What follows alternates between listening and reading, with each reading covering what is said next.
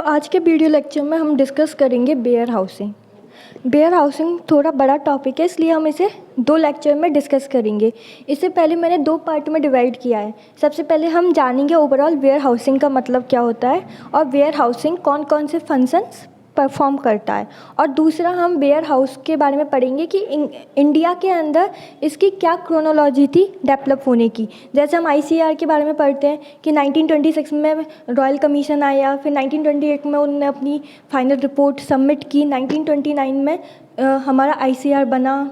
फिर जो भी प्रोसेस होती है, जैसे हम पढ़ते हैं आईसीएआर के बारे में कि किस तरह से वो आया, इसी तरह हम वेयर हाउस के बारे में भी पढ़ेंगे। उसकी पूरी क्रोनोलॉजी स्टार्टिंग से, मतलब हिस्ट्री की, उसमें कौन सा कमीशन आया, उनने अपनी रिपोर्ट कब सबमिट की और किन किन एजेंसीज ने बताया कि क्यों आना चाहिए।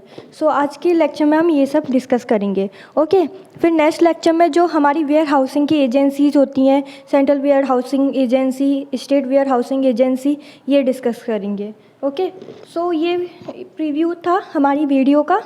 अब हम स्टार्ट करते हैं वेयर हाउसिंग क्या होता है। वेयर हाउसिंग इतना ज़्यादा कठिन टॉपिक नहीं है जितना कि हम बना लेते हैं। वेयर हाउसिंग का सिंपल मीन होता है कि स्टोरेज स्ट्रक्चर, जो कि हमारे फार्मर्स के लिए बनाया जाता है, ताकि यदि उनका जो अमाउंट है या उनका जो प्रोडक्ट है वो सरप्लस में उसका प्रोडक्शन हुआ है, तो वो वेयर हाउस में जाकर उसे प्रोडक्ट को स्टोर कर सकते हैं, ताकि वो रोडेंट, सड़ने से, गलने से या फिर कीड़े मकोड़ों से, डिजीजेस के से, पेस्ट से बच सकें। ओके, और उनका लॉस ना हो। और वेयर हाउसिंग का एक और यूज होता है कि जो वेयर हाउस में जब फार्मर अपना सामान रखते हैं तो उन्हें एक रिसिप्ट मिलती है। उस रिसिप्ट के बेसिस पे हमारे फार्मर जाकर कॉमर्शियल बैंक से या फिर कोऑपरेटिव बैंक से या फिर रीजनल रूरल बैंक से लोन ले सकते हैं। और कितना लोन होता है, वो 75% होता है ऑफ देयर कमोडिटी के अमाउंट का।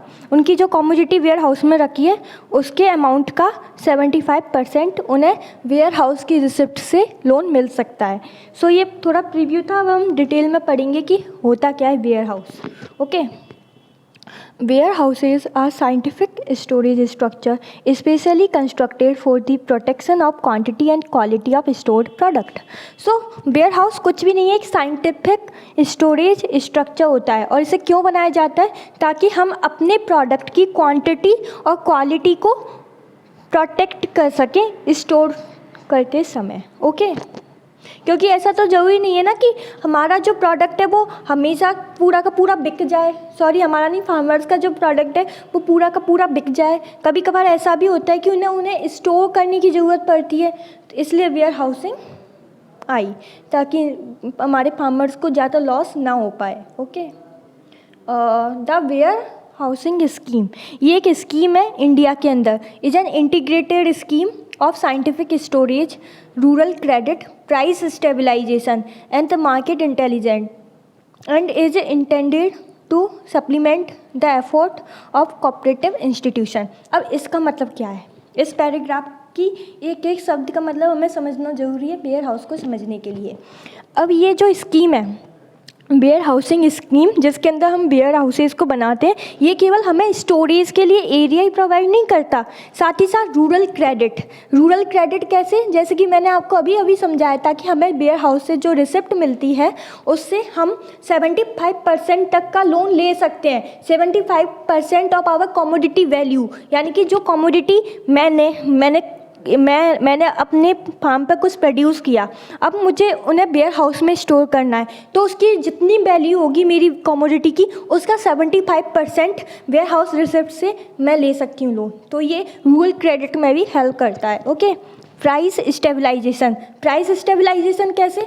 मान लीजिए एक सीज़न है जिसमें हमारे प्रोडक्ट की डिमांड इतनी नहीं है, तो फिर वो प्राइस भी उतनी नहीं होगी। यदि मान लीजिए अगले सीज़न में या फिर आने वाले सीज़न में मेरे प्रोडक्ट की डिमांड बढ़ जाती है, और तो फिर उसकी प्राइस भी बढ़ जाएगी, तो मैं उस सीज़न में जिसमें मेरी प्रोडक्ट की प्राइस कम है, डिमांड कम है, उस सीज़न में ना बेच के अगले आने वाले सीज़न में बेचूं तो मुझे प्रॉफिट होगा। तो इसी को ही हम बोलते हैं प्राइस स्टेबलाइजेशन, और मैं डिस्ट्रेस सेल से भी बच सकती हूँ। ओके, आई होप कि आपको इस प्राइस स्टेबलाइजेशन का मतलब समझ में आया होगा। अब है मार्केट इंटेलिजेंस। मार्केट इंटेलिजेंस का मतलब हम बहुत बार डिस्कस कर चुके हैं। इसका मतलब होता है कि हमें जितनी भी इंफॉर्मेशन है मार्केट के बारे में वो वेयर हाउस में जाके उन जो भी मैनेजर है या फिर स्टाफ जो वहाँ पे काम करता है उससे हम पूछ सकते हैं कि कि अभी मार्केट में इस कमोडिटी की प्राइस कितनी चल रही है, कितनी डिमांड है, जो भी हमें जानना है हम वेयर हाउस में जाके पूछ सकते हैं। यानी कि मार्केट इंटेलिजेंस की फैसिलिटीज़ भी प्रोवाइड करता है। ओके, और ये कोऑपरेटिव इंस्टीट्यूशन की भी हेल्प करता है। ओके, सो ये कोऑपरेटिव सोसाइटीज़, ये हम आगे आने वाले लेक्चर में पढ़ेंगे कि कोऑपरेटिव बैंक्स क्या होते हैं।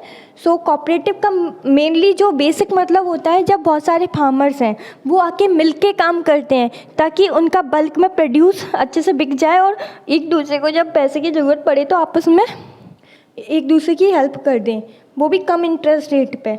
तो इसे वो हम बोलते हैं कोऑपरेटिव सोसाइटीज़, जो कि बहुत सारे फार्मर्स एक साथ आके काम करते हैं। ओके, सो इसको डिटेल में हम आगे पढ़ेंगे। ओके, सो ये पैराग्राफ आपको समझ में आया होगा। अब हम पढ़ते हैं इम्पॉर्टेंट फंक्शंस क्या होते हैं वेयर हाउस के।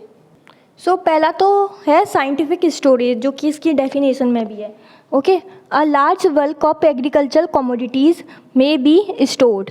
The product is protected against quantitative and qualitative losses by the use of such method of preservatives as are necessary. अब साइंटिफिक स्टोरेज, अब हम जैसे कि हॉर्टिकल्चर में पढ़ते हैं कि कंट्रोल्ड एक तो होता है रेफ्रिजरेटेड स्टोरेज, कोल्ड स्टोरेज, और एक कंट्रोल्ड स्टोरेज होता है जिसमें हम कंट्रोल कर लेते हैं। ऐसे कुछ नाम था, मुझे अभी याद नहीं आ रहा है। नाम तो बहुत सिंपल था लेकिन अभी मेरे माइंड में क्लिक नहीं हो रहा है। जिसमें हम क्या करते थे कि ऑक्सीजन की अमाउंट को हम बहुत कम कर देते थे और CO2 की अमाउंट को बढ़ा देते थे ताकि हमारा जो प्रोडक्ट है उसमें रेस्पिरेशन रेट कम हो जाए और उसकी सेल्फ लाइफ बढ़ जाए। ओके, इस तरह से हम साइंटिफिक स्टोरेज स्ट्रक्चर को यूज कर सकते हैं अपने प्रोडक्ट की क्वालिटेटिव एंड क्वांटिटेटिव लॉसेस से बचाने के लिए। अब आता है फाइनेंसिंग। अब फाइनेंसिंग तो मैंने आपको बताया ही था कि जो रिसिप्ट मिलती है वेयर हाउस में, जब हम अपने प्रोडक्ट को स्टोर करवाते हैं तो उसकी एक वेयर हाउस की रिसिप्ट मिलती है। उसमें 75% of the value of commodity पे लोन मिल जाता है। ओके, नेशनलाइज्ड बैंक के थ्रू। अब आता है प्राइस स्टेबलाइजेशन। इसके बारे में भी मैंने आपको बताया था। By checking the tendency to making post harvest sales helps in staggering the supplies throughout the year. अब देखिए, प्राइस स्टेबलाइजेशन का मतलब ये होता है कि मान लीजिए एक सीज़न है जिसमें मेरे प्रोडक्ट की प्राइस कम है तो मैं उसमें ना बेचकर अगले सीज़न में जब उसकी प्राइस बढ़ेगी या उसकी डिमांड बढ़ेगी तब बेचूं, तो उसे प्राइस स्टेबलाइजेशन बोलते हैं। ओके, और दूसरा कि थ्रू आउट उसकी सप्लाई को बनाए रखता है। जैसे एक सीज़न है, हमारी जो एग्रीकल्चर कमोडिटीज़ हैं वो सीजनल होती हैं, वो थ्रू आउट अवेलेबल नहीं होती, तो हम क्या करेंगे, उन्हें स्टोर कर देंगे वेयर हाउस में ताकि वो हम पूरे through out the year supply करवा सकें। यानी कि जो स्टोरेज फैसिलिटीज़ हैं वो टाइम यूटिलिटी को ऐड करते हैं, ये हम पढ़ ही चुके हैं। अब हम पढ़ते हैं मार्केट इंटेलिजेंस। ओके,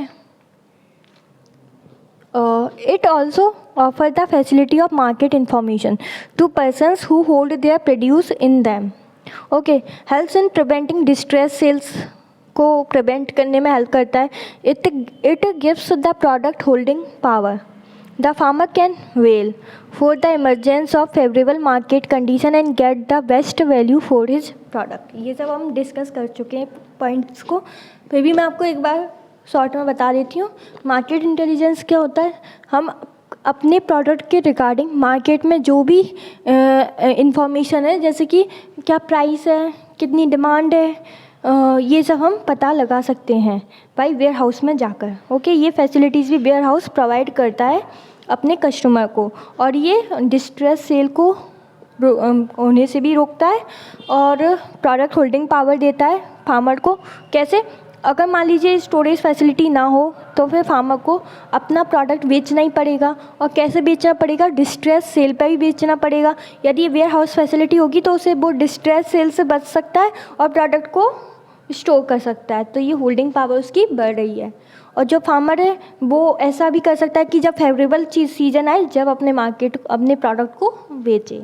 ये सब हम डिस्कस कर चुके हैं। ओके, अब हम देखते हैं वेयर हाउस का इंडिया में किस तरह से डेवलपमेंट हुआ, कब कौन सी चीज़ आई। ओके, तो सबसे पहले हम देखते हैं 1928 में रॉयल कमीशन ऑन एग्रीकल्चर आए।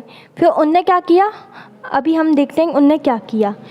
फिर बाद में 1931 में सेंट्रल बैंकिंग इंक्वायरी कमेटी बनाई गई, जिसने ये रिकमेंड किया कि कोई ऐसी फैसिलिटीज़ होनी चाहिए जिसमें जो हमारे फार्मर्स हैं वो अपनी कमोडिटी को स्टोर कर दें।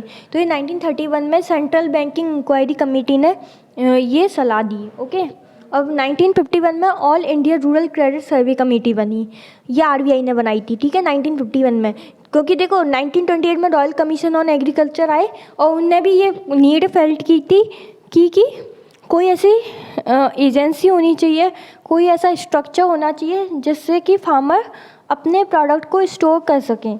इसी तरह का कुछ रिकमेंडेशन 1931 में भी दिया, और वो किसने दिया, सेंट्रल बैंकिंग इंक्वायरी कमेटी। अब रिजर्व बैंक ऑफ इंडिया, जो कि इंडिया का सेंट्रल बैंक है, उसको भी एक नीड महसूस हुई कि फार्मर्स को डिस्ट्रेस सेल से बचाने के लिए और अपने प्रोडक्ट के लॉस से बचाने के लिए उन्हें एक फैसिलिटीज़ होनी चाहिए जिसमें वो अपने प्रोडक्ट को स्टोर कर सकें। इसलिए आरबीआई ने 1951 में ऑल इंडिया रूरल क्रेडिट सर्वे कमेटी बनाई कि ये कमेटी जाकर फार्मर्स का सर्वे करे और जाने कि ये जो हमारा आइडिया है वो किस तरह से इम्प्लीमेंट हो सके और उसको इम्प्लीमेंट करने के लिए कितनी नीड है, यानी कि कितनी आवश्यकता है फार्मर को और वो किस तरह से अपने प्रोडक्ट को बचा सकता है। फिर 1954 में 3 साल बाद ऑल इंडिया रूरल क्रेडिट सर्वे कमेटी ने अपनी रिपोर्ट को सबमिट किया और उसने ये रिकमेंडेशन दिया कि हमें नीड है डेवलप करने की एक warehousing as a integrated scheme और रूरल क्रेडिट एंड मार्केटिंग। फिर ये AIRCSC ने अपनी रिपोर्ट सबमिट कर दी और इसने क्या रिकमेंड किया, इसने रिकमेंड किया कि एक वेयर हाउसिंग स्कीम होनी चाहिए, ये एक इंटीग्रेटेड स्कीम है रूरल क्रेडिट की या मार्केटिंग की। ओके, फिर 1956 में क्या हुआ, गवर्नमेंट ऑफ इंडिया ने इनेक्टेड, फिर 1956 में गवर्नमेंट ऑफ इंडिया ने इनेक्टेड किया था the agriculture produce development and warehousing corporation act 1956 बनाया। ओके, फिर द एक्ट प्रोवाइडेड फॉर, अब ये एक्ट के अंदर कौन कौन सी चीज़ें आती हैं, the establishment of a national cooperative development warehousing board, कि एक national cooperative development and warehousing board होना चाहिए। और ये कब बना, 1 सितंबर 1956 में। आपको ये डेट भी याद होनी चाहिए अगर आपको अच्छे नंबर चाहिए अपने मिड टर्म में भी एंड फाइनल में भी और आगे के लिए भी। फिर आता है हमारा बी में सेंट्रल वेयर हाउसिंग कॉरपोरेशन, ये कब बना, 2 मार्च 1957, यानी कि 1 साल बाद। वो सितंबर में बना था, ये मार्च में बन गया था। State warehousing corporation in all state, ये कब बना था, जुलाई 1957 एंड अगस्त 1958 के बीच में बना था, यानी कि इन दोनों डेट में से एक डेट पे ये बना था। सो ये था हमारे इस लॉ में जो कि गवर्नमेंट ऑफ इंडिया ने 1956 में लाया था। सो ये थे ये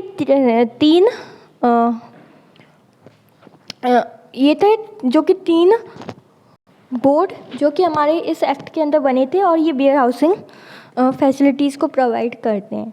अब हम नेक्स्ट लेक्चर में डिस्कस करेंगे central warehousing corporation and state warehousing corporation के बारे में। ओके।